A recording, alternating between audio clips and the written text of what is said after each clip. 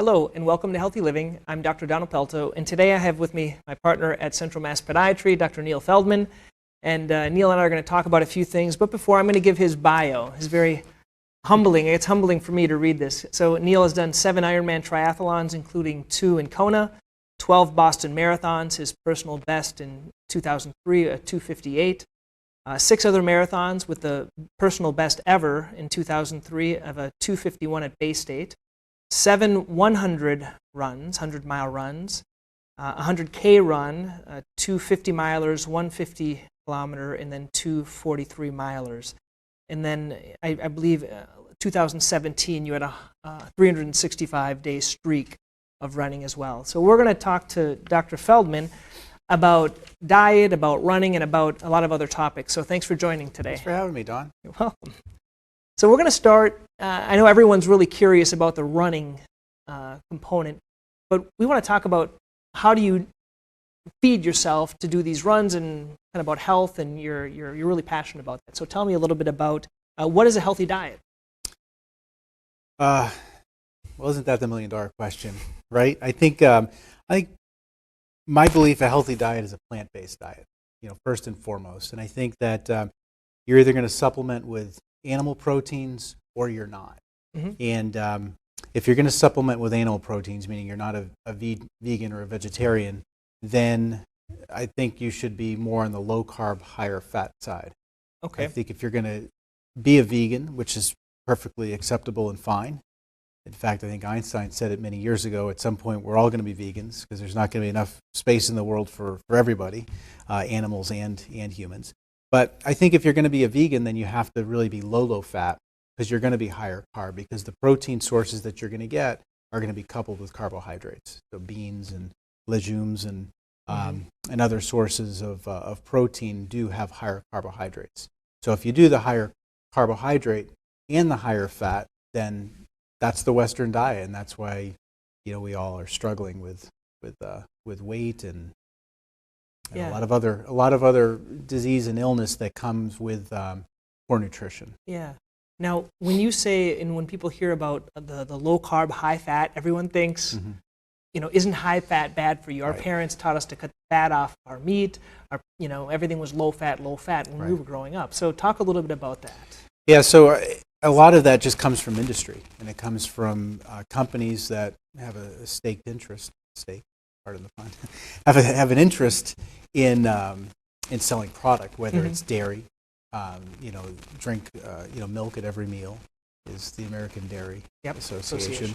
And then I forget when it was. I've confused a lot of the reading that I've done over the years, but I believe it was in the 40s and 50s, and actually in Minnesota, one of the doctors there assumed that the fat you ate was what made you fat. And he did studies, Dr. Keys was the doctor's name, and he did studies to look for the relationship between eating more fat and getting fat, and he could never find the link. And some of his studies were just buried because he couldn't publish them, because what he found was not what he believed.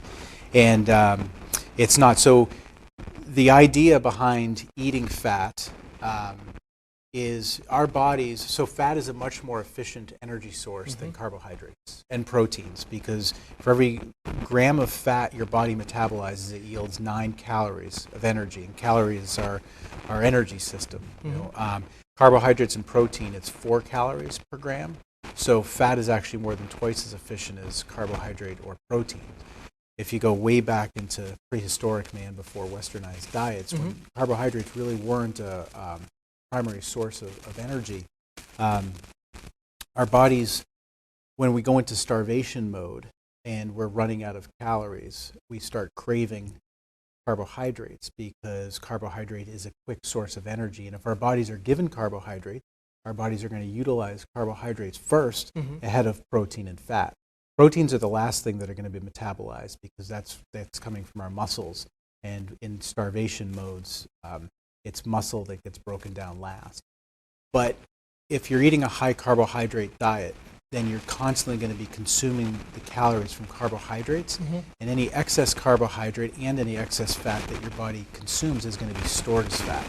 So that's the really important piece of the equation is it's not the fat that you eat that makes you quote unquote fat or leads to fat storage, it's the carbohydrates. Right. So if you lower the carbohydrate intake, then your body's going to need energy and it's going to start utilizing the fat stores that we have. And what was always amazing to me is you look at these ultra runners that weigh 130 pounds soaking wet. They look like they're skin and bones, and they have vast fat stores to take their energy from to run 100-mile runs in 11 hours or 12 hours, and these ridiculous amounts. And there's plenty of low-carb, high-fat runners out there. And on the flip side, there's also many unbelievably gifted vegan runners and vegan bodybuilders. I think that the big thing and the big realization, so for me, is I explored this low-carb, high-fat living. And then I thought to myself, well, why?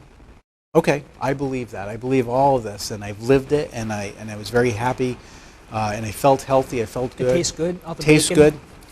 Bacon's good. And then I kind of looked at the other side and said, well, if these guys are so right, well, what about the vegans? And you tried that for a period. Yeah. What about the vegan doctors and vegan athletes? You know, are they wrong?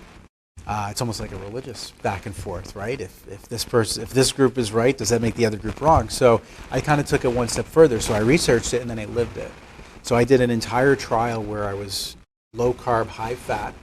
I did blood testing to test inflammatory markers, cholesterol, and then I did metabolic testing where I went on a treadmill and I was breathing into a computer and it measured my what's called respiratory exchange ratio. So it actually could track how much energy you're getting from carbohydrate and how much energy you're getting from fat. And then I ran the Boston Marathon. This is 2 years ago. No, it was last year, actually, 2018. Boston Marathon as a low-carb, high-fat guy. Okay. So then April 30th hit. That was the end of that one. May 1st, I became a vegan. Okay. Straight 100% full-out vegan. You're really disciplined. You can. Very disciplined. So, and I was also sugar-free, no processed foods when I was doing that. So I was low carb, high fat, but also not really consuming any junk. I don't even think I ate cake, and I love cake. And then when I became the vegan, it's a little harder to not do processed foods because then I could do some of the breads, and I was doing spelt breads and the Ezekiel breads, and I was doing a higher grain diet because I was now eating whole grain, and I was doing avocado toast. So there were certain things that were processed, but it was still no sugar. You could eat Oreo cookies as a vegan. I don't think that's a healthy way to be. But you could. So yeah, so you could do that and still be a vegan, but there's what I would consider healthy vegan. So I was a healthy vegan for 2 months.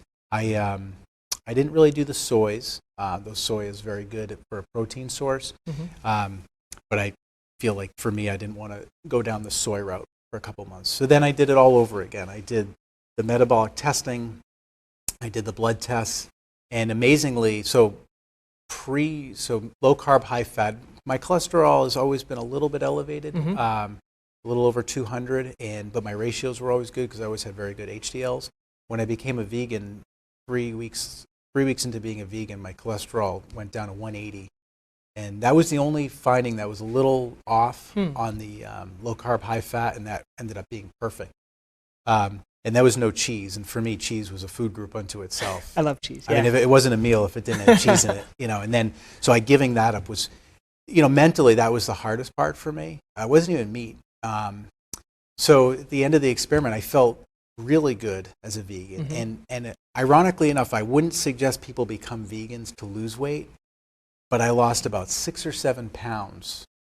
And I was eating a lot, and I was eating higher carb, low fat, and I lost a lot of weight to the point where some of my friends were looking at me going, "Are you healthy?" Yeah. And I was like, "I feel amazing," and I felt really good both ways. Yeah. My issue was, and why I didn't stick with being a vegan, was first, it's really hard if one family member is one thing that's so strict, and the rest of your, especially with kids and a wife, it becomes very challenging to do that. Plus, I felt good. As a non-vegan, but my metabolic testing was not good. Okay. So as far as athletic performance is concerned, I would have had to have spent a lot more time as a vegan, and I would have had to have fine-tuned the eating. So your performance went down a little bit? It would have been fine for ultra running, but for marathon running and faster paced running, it was not fine. Okay. And we can talk about that Yeah. too if you'd like. Yeah. So I ended up not being a vegan. My diet has far less cheese in it. I rarely eat red meat. If I crave a burger, I'll have a burger. If I crave a steak, I'll have a steak. Mhm. But if there's more than 2 or 3 times in the year, in the last year that I've had that, that's about right. Okay. Okay. So to me, that's a healthy balance. Yeah. And I think yeah. Michael Pollan is a really good food writer, and he's got some good documentaries on Netflix. And his thing is eat food, mostly plants, not as much. And I think that's a really good sort of baseline that we all should strive for. The hard part is if you're trying to make a fundamental change. If you have 20 pounds to lose or 30 pounds or more to lose, and you really have to make a change, then I think sometimes it's an all-in or not-in type of change. Because I don't think you can, especially if you're somebody that's a little carbohydrate addicted, it's really hard to have a little bread because it just opens up the floodgates, and it's hard to control yourself. So. Yeah. And let's segue now into talking a little bit about weight loss. Mm-hmm. And so let's repeat that quote from Michael Pollan Yeah. and kind of say, well, how do you apply that in your life? Right. So eat food, mostly plants, not as much. So it's not the calories that matter for weight gain or weight loss. They do matter, of course they matter, but not all calories are equal to the body. Mm-hmm. So food is essentially a fuel source for the body. And you're a unique individual, I'm a unique individual, everybody in the audience is a unique individual. So we're all going to respond uniquely to the calories we take in. And I think it's really important to identify what our individual needs are going to be, because they might be a little different. But weight gain and weight loss is actually the hormonal response to the calories that you do consume. Mm-hmm. So it's not necessarily if I consume 300 calories, then if I burn 300 calories, I'm going to have I'm going to have no weight gain or weight loss. It doesn't work like that. You could consume 100 carbohydrate calories and gain weight, even though you're at a net loss for the day. And when in the 1920s and 1930s, during the Depression era, there were children that were starving that literally looked obese because whatever calories they had were from bread and carbohydrates, very simple carbohydrates. Fiber and complex carbohydrates from salad and vegetables. I mean, those are excellent sources, mm-hmm. and we need carbohydrates to survive. Mm-hmm. But the body, a 70 kilogram or 150 pound body probably only needs about 120 grams of carbohydrate per day. And what is that equivalent to, like a salad? Or so an apple is probably 20 to 25 grams of mm-hmm. carbohydrate. And I'm not somebody to weigh things out. To weigh things or track things. Yeah, but you could track things, and the internet has a number of sources. You could say, you could just Google how many carbohydrates are in, a 4-ounce piece of chicken or meat, mm-hmm. and they do it for you. You put in how big it was. Exactly. So if you really want to get that in depth, then fine. But I think if you stick with sort of a lower carb, higher fat diet, there's certain things that are going to be eliminated. You're not going to be eating bread or pasta or rice. And if you avoid those, then you really don't have to worry about counting how much carbohydrates. Mm-hmm. Yeah, you could mm-hmm. pretty much eat to satisfaction, and you just got to know yourself. Mm-hmm. And you get to know if you overeat, then take less food, or some of the tricks are get a smaller plate. Because mm-hmm. if people are used to filling up their plate, and you have a big plate, well, you're going to fill up the big plate. You're going to fill it. If you get a smaller plate, then fill a smaller plate. Eat the salad first and load up on the salad so mm-hmm. that there's not as much room for everything the other else. Thing. Yeah. But there's a lot to it, and then there's the whole emotional and eating. Psychological component to it. It becomes very challenging. Comfort foods and things like that. If you're training for a marathon or a 100-mile run, can you just eat whatever you want? I can, but it depends on performance. If I'm trying to really perform to my best, mm-hmm. then I'm going to stick with mostly low. So there's different phases in the training different period, phases, right? So when you're training intensely and I'm running long and I'm running hard, I'm going to be burning a lot more carbohydrate and a lot more calories, mm-hmm. and I need to eat a lot. And I've seen you eat a lot. Yeah, I can eat a lot. So if I'm going to run hard for 2 hours, let's say, or 3 hours, or bike hard for 6 hours or 7 hours back in the old days when I used to do triathlons, I'd have a window afterwards. Because when you're exercising, there's a hormone called insulin. So when you eat carbohydrates, your pancreas releases insulin into the bloodstream because carbohydrates are not supposed to be circulating through the bloodstream. They're supposed to be used as energy and stored as what's called glycogen in the liver, muscle, and your brain can only utilize carbohydrate for energy as well. So excess carbohydrate needs to be stored because it can't be circulating around your bloodstream, and it's insulin that does that job.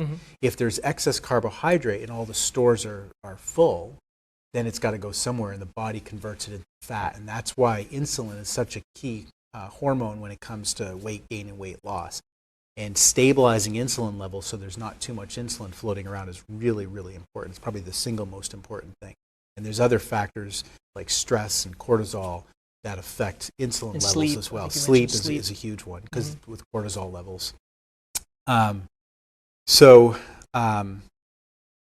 After exercise, especially after intense exercise, for long hours, that whole insulin response does not really happen in the same way. So you do have this little window. Cheat window? It's a cheat window, yeah. So I had learned from coaches in years past that it mirrors the length of time you spend in intense exercise. So if you exercise intensely for 2 hours, well, you have a 2-hour, what I would call a grain window. If I wanted a piece of pizza or a bagel or a slice of bread, or pasta, that was my window to do that. But if you're losing weight, that's a great time to not do that, because now your body's going to then tap into its fat stores to get the energy that's needed. So if you're trying to not lose weight, then you have to eat some of the excess carbohydrates. If you're trying to lose weight, then really minimize that. And a lot of people, they'll go to do a spinning class or a jazzercise or you name it. They'll do a class, and it's a 40-minute class of intense exercise, and then they'll go get a juice or a Starbucks afterwards and just entirely destroy the thing, because it might be within the window, but the type of carbohydrate they're getting is not only in excess of what they've just burned, but it's also they're going to be taking it in even later than the window because they got to drive to the place. Or even if they have it there, it's not going to help you lose weight. It's probably going to lead to fat gain. Plus, if you do too much intense exercise, and this is the key with running, is you don't exercise intensely all the time. If you do too much intense exercise, your cortisol levels, which is your stress hormones, are going to be elevated, and they're going to also increase your insulin response at other times during the day.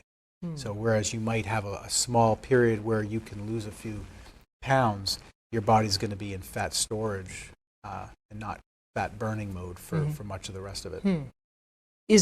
In terms of weight loss, is it better to work out? Is it better to eat differently or eat less? Is it better to do both? Do you need to work out necessarily? I think we're doctors, right? So people come into us hurting, and how'd you get hurt? Well, I'm trying to lose a couple pounds, and I'm exercising more, and then my foot hurts, and now I can't exercise. Now I'm gaining weight. What do I do? And I want to work out. Can I go to the gym? When can I go to the gym? Right. So exercise is really good, and exercise is important. You should do exercise, but this isn't the biggest loser. That's not real life.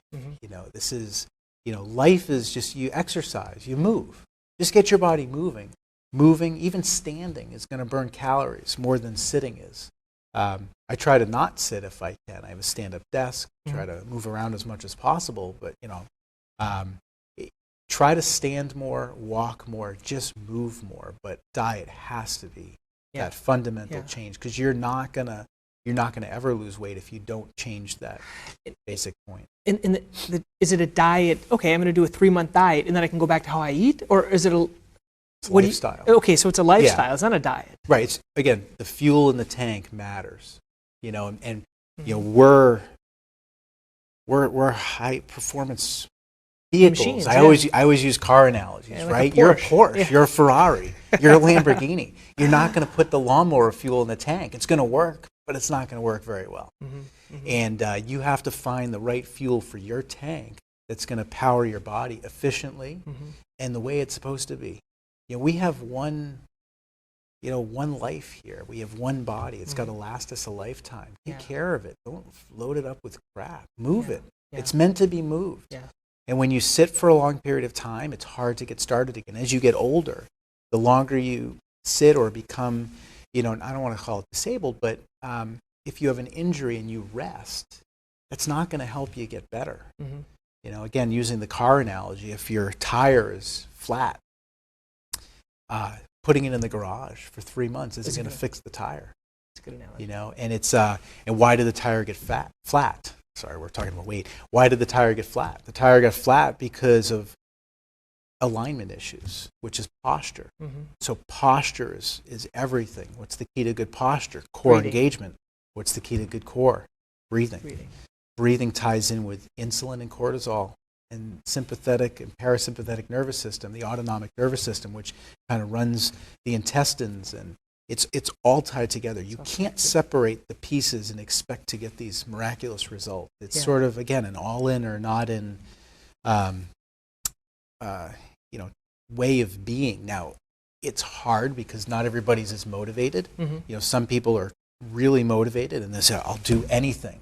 Okay, we'll give up the bread. Well, I can't do Italian. I eat bread and pasta at every meal. Okay. So, then don't give that up, but give up something. It's like something's got to change. If you have gotten to 40 or 50 or 60 and you are the way that you are, there's a reason that you are the way that you are. And if you want it to be different, then you have to do different. And whatever that is, and I don't care. I don't have skin in your game. I can make recommendations, and I know how I live my life. But I can't expect somebody else to. You can't make people change. To have the motivation that I have about something that's meaningful to me that's not meaningful to somebody else. But I'm all in with helping, and I'll do. If you're willing, passionate, and I'll do anything I can to help somebody, achieve what they want to achieve. But they at some point look in the mirror and say, how bad do I really want this? And what changes am I willing to take? If you don't have to lose weight to be healthy and happy. Because again, some people are just going to not lose weight. Some people can eat whatever they want and they're never going to gain a pound. And some people that doesn't mean they're healthy. Yeah. And some people just look at food and gain weight. And it really happens because of insulin and dopamine and other hormones that we have. Phil Maffetone is a health and wellness guru. He wrote a book called The Overfat Pandemic. And he calls it overfat because thin people can be very unhealthy. They just don't have a lot of weight, but they have the same metabolic processes that people that are stereotypically overweight get. They're just not healthy. And he calls it overfat. And I think that's a good way to put it. And again, it's the Western diet. It's that high carb, high fat diet. Quick, convenient meals, bars. Are bars healthy? No, not if they're processed. There's probably healthier bars than others if you need energy, but if you eat the right way, you're not going to have the energy ups and downs. Like, when I'm eating well, and I'm not always eating well, like right now I'm on a food vacation. I've had a busy year, and I'm giving myself a couple months where I'm just not really worried about it. Put on a few pounds, and I'm happy with that because I know at some point I'm going to become disciplined and intense again. And I'm fortunate that I'm not going to gain a lot of weight. Yeah. Whereas a good friend of mine that I run with all the time, we can eat the exact same things, and he's going to be 10 pounds heavier next week than I am. Wow. And we can eat the exact same thing. It's just our bodies are different. But it's important to know kind of yourself. Let's transition now to people that are maybe training for a marathon, Ironman, a triathlon, 100-mile or something like that. We talked a little bit about I'd like to talk about how do you stay healthy when you're running? How do you not get injured? What are some tips for people? Because injury is something that we treat, but how do people avoid seeing us? Don't do what I do. Okay. Don't do what I've done. Explain what you've done, what you've learned. So I've, obviously we treat all this stuff, but I've also injured myself in spectacular fashion. Yeah, we could talk a little bit about your pelvis there. Yep. So in 2009, I broke my pelvis in 2 places because of improper training. Going all out all the time, not taking the proper recovery. Broke my heel in 2014 trying to better my previous personal bests, and again, not listening to the signs. So, knock on wood, I've not been injured in 5 years significantly, because I've definitely done a lot more listening to my body, not pushing myself as hard, taking more recovery. When you get injured, like say like a stress fracture, let's say, or something. That's pretty common. Yep. Yeah, it's very common. It's never one thing. It's usually the combination of 5, 6, 7 things that come together, and we all want to pin it on, oh, I shouldn't have done that, when I did it, or I shouldn't have got that pair of shoes, because right when I bought that pair of shoes, then it all went bad. It's never that. It's the accumulation of events. Lack of sleep, increased stress, poor nutrition, poor running habits. Tight muscles somewhere. Yeah, just is not doing all the little things, and then not paying attention to the warning signs when they happen. So for me, the best thing was to slow everything down and to realize, as I'm getting into my late 40s, almost 50, is I have a lot of miles under my belt.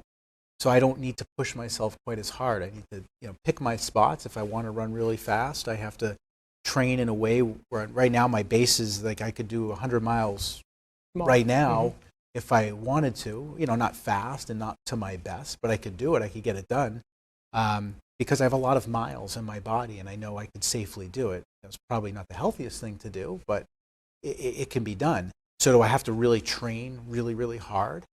I think I train a lot less, and I train smarter. I try to become more efficient, not necessarily work harder.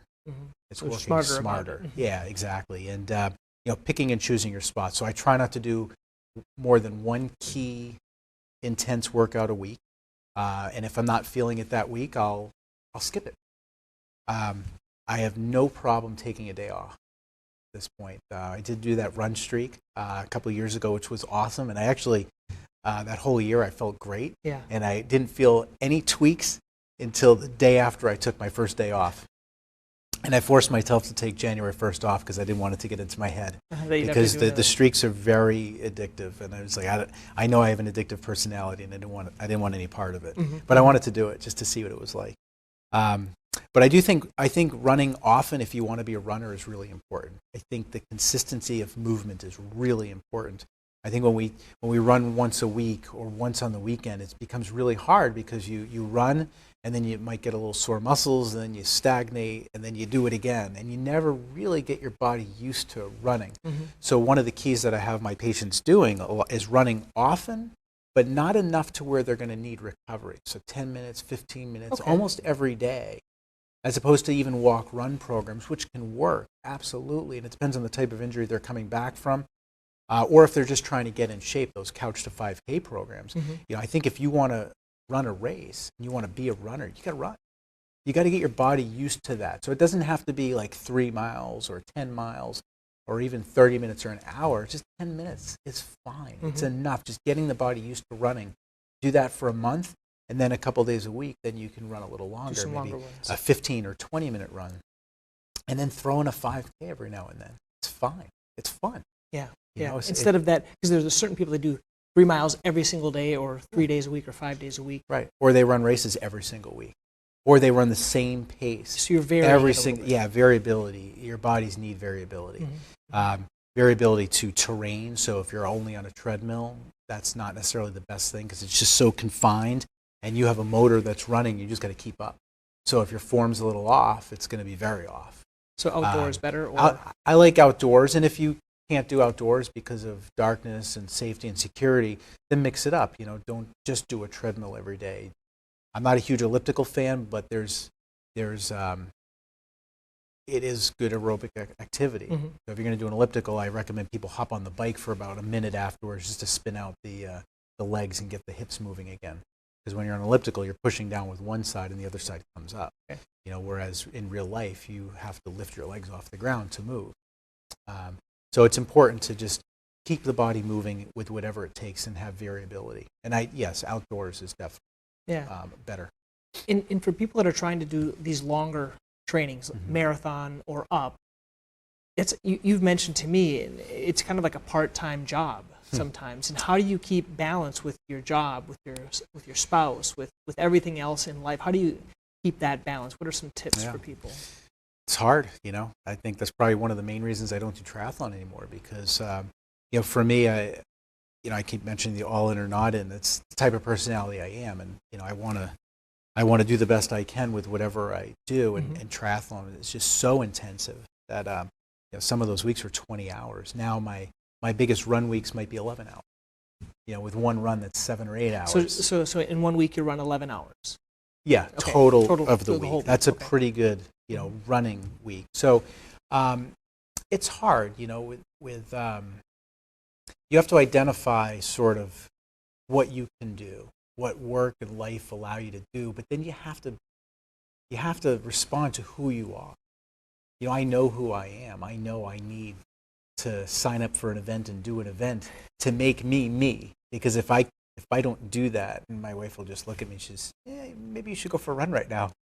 And I'm thinking, thank you, hon, because you're right. I really need to go for that run because just mentally it's all bottled up, and that's my release. But I'm not good at just running to run. Mm-hmm. I need an event.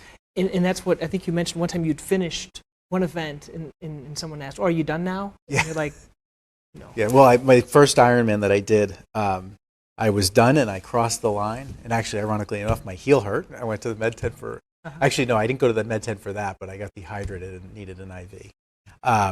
But I crossed the line saying, I am never doing that again, ever. Done. One and done. Then the next day, I was like, wow, that was really cool. Like, man. Huh. Then later that afternoon, I'm like, if I could do another one. Then the next day, I was like, where's a race I need to sign up? And then I didn't have a race to sign up for. And then I was like in this depression because I had worked so hard for like 9 months, 10 months. And I was like, well, what do I do now? And then, so I realized that I kind of always have to have something out there. A race. A race, or it doesn't have to be a race, because when I was injured, and I couldn't run, actually I did mountain bike. Okay. I did bike it, but I also, I read a lot. I learned to play the cello. I kind of checked off the honey-do list that had about an 8-year backlog of things that I needed to get done around the house that just didn't get done. So with the race, I can then set up a training plan, right? A training plan that's periodized, where I have like a base, where you're just developing a base level of fitness, and then you get a little more intense, and then it builds to a maximum time, and then it kind of tapers down to the event. And in that, I try to work around family schedules as best I can, especially as the kids are getting a little older. And I just do the best I can to, work around kids' sports or school schedules and what my wife needs to do. And, my wife's been very gracious to me over the years with time, but there are nights when I'll go out at 10 o'clock at night. I'll wake up at 5 o'clock in the morning. Yeah, I'll do things early, or I'll do things late. Some nights I can't sleep. I'll fall asleep and I'll wake up at 2 in the morning. I have my running clothes ready to go.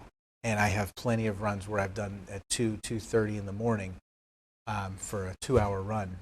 And it's crazy, but I know I'm not falling back asleep until about a half an hour before the alarm goes off. And I know if I get it done there, it saves a lot of time for the rest of the day. And being a guy, it's a little easier. I'm not worried about getting attacked, but then again, there's not many people out there at 2:30 in the morning. In the back road, back country roads, I'll run right in the middle of the road, and I won't see anybody. And there's a certain peacefulness to that.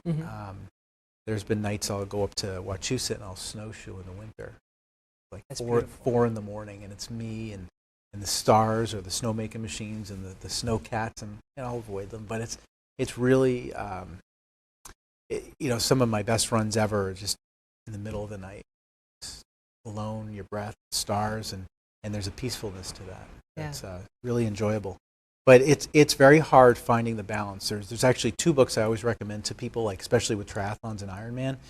One is 7 Habits of Highly Effective People by Stephen Covey, which I think is a wonderful book. And I think I also recommend reading it every decade of your life, because lives change so dramatically. We change, right?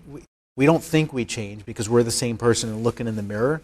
but everything changes, and the way you see life is different. I'll be 50 next year, so I get to listen to it again on Audible. That's great. But it's, our perception of the world changes so dramatically because we learn through experience. And, what you know now versus what you knew at 20 about the world. You think you know everything when you're 20. And then at 50, you realize you knew nothing at 20 except, what you thought you knew. And then knowing that now, it's funny, now I realize the more sure I am about something in life, the more sure I'm wrong about it. Because I think the more we know about something, the more we realize we just don't know enough about something. So when people are so opinionated about one thing, whether it's being a vegan or being keto or this or that, I just feel like they don't have enough experience in the other realms, because it doesn't make them right. It just makes them opinionated. Yeah. And it's good. If it works for them, it's great, but it doesn't mean everybody has to follow that suit. Everyone's different. Everyone's different, and not everybody has to run 100 miles or run a marathon or eat the way that I do or live the way that I do. In fact, most people probably hate the way that I live because maybe a little too disciplined at times, but it works for me. I enjoy it, and but that balance is hard. So the other book is The 5 Love Languages by Gary Chapman, which is in the Christian book section. And I've just found that a really helpful book, because when you're doing a race or when you're eating a certain way and when you're into it, it's you. It's a very selfish thing. And a lot of times with triathlons or marathons, it's all about me, or it's all about the person doing it. Yeah. And you think, look, when I was doing triathlons and Ironman, I was like, all right, hon, I got a 6-hour bike ride. What are we doing today? I'll get up at 3 and I'll be back at this point. And she's like, are you nuts? Like 6 hours? Who does that stuff? And I didn't realize, I thought I was doing everything for the family, but you were what I was preloading doing, the workouts. Yeah, it still affects, because I'm still getting up in the middle of the night. I'm still leaving the house. I'm still like not there when the kids get up. It's it's doing things that are good for me, but it might not necessarily be good for the family. So unfortunately, I've kind of learned the hard way. And again, we have a very good relationship, and she's been very supportive, and I've learned a lot. And I try to not overdo things, and I try to make sure that I'm not the only one having their needs fulfilled. Yeah. And I think that's a really important thing with that work-life family balance, because you're never going to have full balance if you have to do it all, because you'd want to be with your kids all the time. And if you're with your kids all the time, you want to be at work, and if you're at work, you can't do it all. Yeah. So balance is always fluctuating, because your kids change in their ages, and their needs change. So, from throughout the year, it's always changing. So you have to figure out what's needed at this time versus that time. Yeah, yeah. And this year I'm not doing Boston. I qualified, but I missed it by 18 seconds. And although I'm sad, I'm actually a little bit happy, because I hate training for that race in the middle of winter. It's the worst. Cold runs, and that's when I've gotten the most hurt. Yeah. Is trying to push myself through February and like getting all of those snowy, cold, miserable runs out of the way. Yeah. And then I'm hurt right when the nice weather starts to come. That's what I wanted to segue into. What are some of the common mistakes that people make that bring them into the office to see you? Because you like to see runners. If you could see one thing all day long, and you have enough time, it would be the runners. Be runners, or it would also be the mom or dad that's just that wants to get in better shape and maybe lose a few pounds, and just how do we get started? Like that's and they don't come in because of that, though. They become hurt. But that's what I'm most passionate about. That and helping runners achieve their goals. Or it's not even runners. It's like anything. It's like, why are you in? Why are you here? What's your goal? What do you want to do? What's your motivation? Like, what is it that you want? And if I can help them reach that, that's great. And sometimes it is, weight, and sometimes it is running a race. I think too many beginning runners, all of a sudden they get the running bug at, say, 40 or 50. They don't have a lot of miles under their belt, and now they're running 10, 15 races a year, 5Ks, 10Ks, half marathons, And every run that they do is exactly the same. Let's say it's a 9-minute pace. Every run's a 9-minute pace. Their marathon's a 9-minute pace. Or they'll do their training runs at faster times than they can run a marathon. Okay. Which it should be the other way around. You should train slower to run faster because you have to develop an aerobic base of fitness, and this is more into that metabolic training. If you really want to become a bulletproof runner that doesn't get hurt, don't run hard. Run often, but don't run hard. Right? Yeah. It's not just Maffetone, it's just common sense. Like if you're, okay, we'll go back to the car analogy. So when we talk about, yeah. Okay, yeah, go ahead. Let's go to the car analogy, right? So if you're like a little Ford Focus, right? And let's say you have 4 spare tires on the car. Are you going to drive at 80? No. Not with one. It's going to fall apart, right? So if you're a new runner and your body isn't designed to be running 2-hour marathons or 3-hour marathons, and then you start running hard, and again, pace is relative. Pace doesn't matter whether you're an 11-minute runner, a 12-minute per mile runner, if you're slow or you're fast. Like slow and fast are just relative terms. There's always people faster and there's always people slower. So if you're on the slower side of things, it doesn't matter. It's what matters about your body, what its capacity is. And if you're running at a capacity, or if you're running harder than what your capacity is, you're going to get hurt. And it's just a matter of time. But if you know what your limitations are and you stay under those limitations, so that Ford Focus with the 4 spare tires, if it goes at 30 miles an hour, you're going to ride that car a long, long way. And it's going to stay perfectly fine. So you have to stay within yourself. And if you can develop that aerobic base of fitness, and that's a Maffetone thing, if you can if you can function at the lowest end of your aerobic capacity, you're going to get the same benefit that if you function at the high end of that aerobic capacity. So why push yourself so hard? And just, so when you're running with other people, that's another, because running is social, and it should be social, it should be fun, but if all of your runs are with other people that are all at different paces, and if they're running faster or slower, you're not really going to develop your aerobic base of fitness.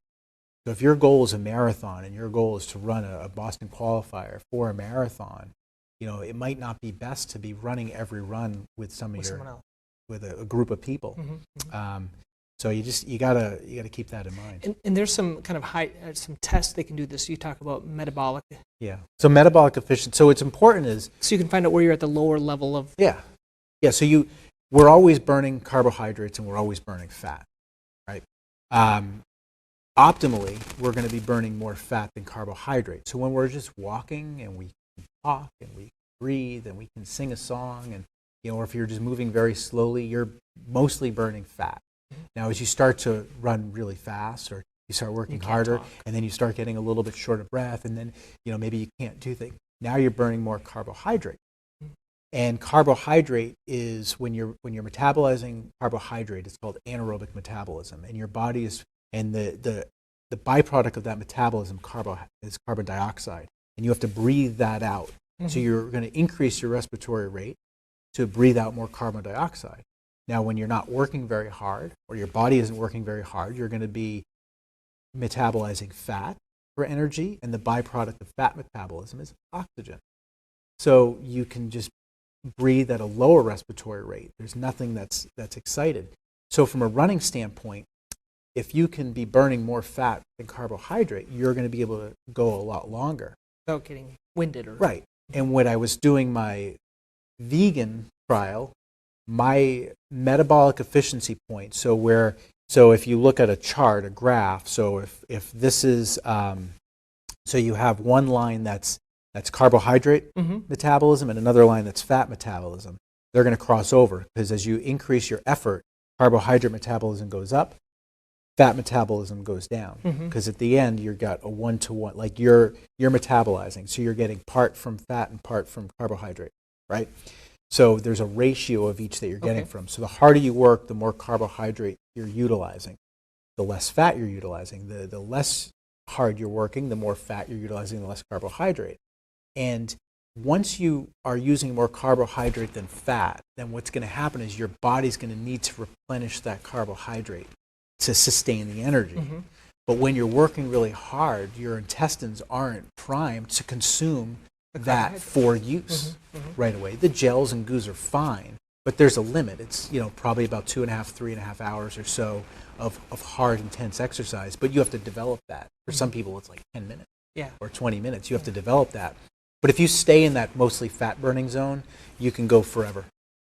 So if you can develop your metabolic efficiency to be burning more fat than carbohydrate, then you're going to be good. So when I was the low carb, high fat guy, my metabolic efficiency point was 171 beats per minute. So my heart rate was. So you put a strap on. Yeah. So you're on a treadmill, pinching off your nose, breathing into a mask with a telemetry strap for heart rate, and the computer measures your respiratory exchange ratio, and then you can find out the exact moment your heart rate's at when you're burning more carbohydrate than fat. So that point when I was low carb, high fat was 171 beats per minute. When I was running Boston that year, I averaged 168 beats per minute. So I was in that good zone. So my fueling requirements were not that high. Now, when I became the vegan, it was 135, which if I'm doing ultras, it's fine because my heart rate for ultras is pretty much going to be that 130, 135 anyway. So I'm still sort of below that. But if I wanted to run a fast marathon, I wouldn't have been. I would have burned out really quickly. Now, again, if I lived as a vegan for years, that would fix itself. It's just I was a 2-month trial there. So, so for shorter duration training, I think the optimal way is sort of lower carb, higher fat because it's going to force the fat burning. It's going to force that efficiency. But if you're eating a high carb diet and you're running too intensely, you're never going to develop that aerobic base of fitness. So it's sort of that I run to eat and eat to run differently because I'm all about metabolic efficiency because I want my body to be as efficient as possible. And less strain. Less strained. So So I run smartest way. Yeah, I run slow. So I'll go out and run 10-minute miles. Do you go based on heart rate when you run? You look at your heart rate? Is that what you do? When I'm training, yes. Okay. Now I just run. I just run. 10-minute miles. Yeah, I've run for I'm on a 17-year run here in terms of intense activity. For 17 years, I've done enough testing. I've worn enough telemetry straps and heart rate that I'm pretty good with where I'm at. Okay. And I like to listen to audiobooks. I like to sing when I run. So you're enjoying it. I enjoy it. Yeah. That's so awesome. If I can sing a song while I'm running, then I know I'm at a pretty low heart rate. That's great. And every now and then, it's good to just open it up and run fast, here and there. And, I like that in the races too. In a race, yeah. So you brought some show and tell here. I think these are things that no one's probably ever seen. So show us what we have here to look at. So this was my year this year. Okay. You have to hold them up for everyone to see. Yeah. So which one do you want to show first? So for running these ultra runs, the nugget is a belt buckle. No, why a belt buckle? I don't know. Long ago. So I think it takes its place. So the first ever 100-mile run was the Western States 100-mile run. And that's the one. That's why I do all this nonsense. I really want to run that race.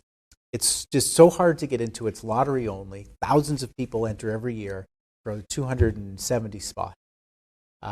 So I'll be entering for the 5th straight year. I keep doubling my chances. So last year my chances were really slim to none. This year they go more from slim to a little less slim. And each successive year I do a qualifying race and enter, I increase my odds. So one of these years, hopefully I'll get it. Okay. But the first ever 100-mile run was a horse race.